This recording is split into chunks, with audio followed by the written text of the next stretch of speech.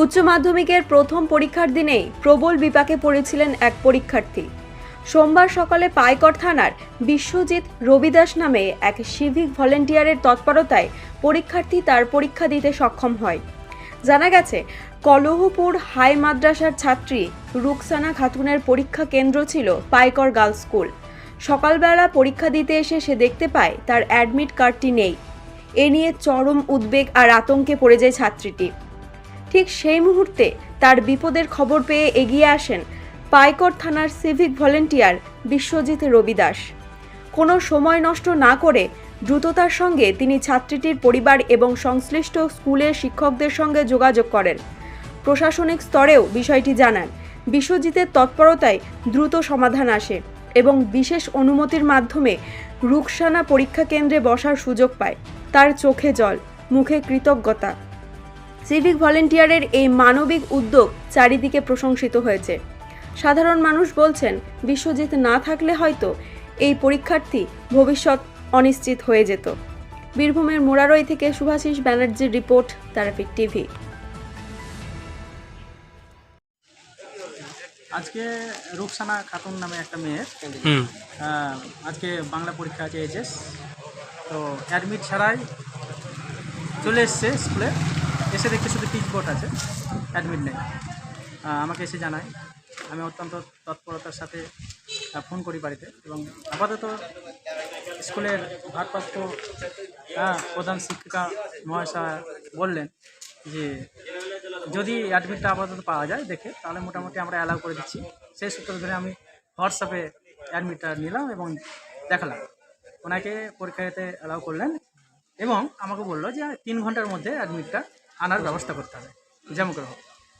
আমি যেহেতু ডিউটিরত আছি, আমি আমার জিগা ভাইকে ডাকলাম যে ভাই একটা উপহার করতে হবে, অ্যাডমিটটা এনে দিতে হবে। কারণ ওই যে বাড়িতে আমি ফোন করেছিলাম, যে বাড়ির মেয়েটা পরীক্ষা দিয়েছে সেই বাড়িতে কোনো ছেলে নেই এবং আশেপাশে কাউকে পাচ্ছে না, সবাই ব্যস্ততার মধ্যে আছে এবং অ্যাডমিট আনার জন্য কেউ নেই।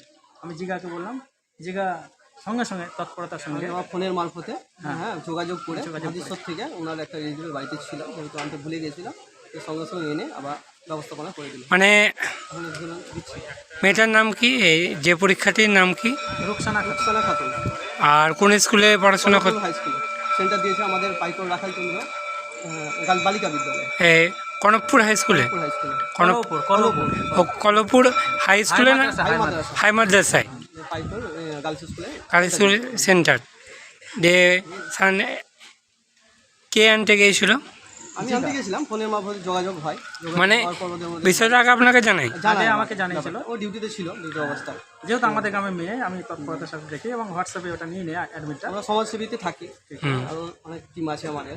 আমরা এর আগে এরকম অনেক কাজ করেছি, কিন্তু যাই হোক আজকে এটা খুব মানে বিষয়টা আগে আপনার নজরে আসে, তারপরে আপনি ওনার সহযোগিতায় মেয়েটাকে এসে পরীক্ষা দেওয়া হলো। যেহেতু আমি ডিউটিরত আছি, মানে স্কুল কর্তৃপক্ষের সঙ্গে কথাবার্তা বললাম। কলপুর হাই মাদ্রাসার ছাত্রী, সেন্টার পড়েছে পাইকর গার্লসে। কি পরীক্ষা আজকে? বাংলা। কটা আরম্ভ হয়েছে? 10টায় শুরু হয়েছে। আর কটায় মানে জানতে পারলেন তখন? মোটামুটি 10:30 সময়। আর ঘন্টা লেট হয়ে গেছে। 8 ঘন্টা। মানে পরীক্ষা বসে গিয়েছিল?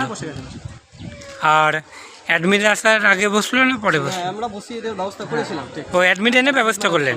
অ্যাডমিট এনে নয়, অ্যাডমিট আনার আগে ব্যবস্থা করে দিয়েছি। আগে ওনাকে বসিয়ে দেওয়ার ব্যবস্থা করেছি, আমরা শো করলাম। ও মানে আগে ফোনের মাধ্যমে অ্যাডমিটটা নিয়ে তারপরে অ্যাডমিটটা আনা হলো, আর আপনার উদ্যোগে অ্যাডমিটটা আনা হলো।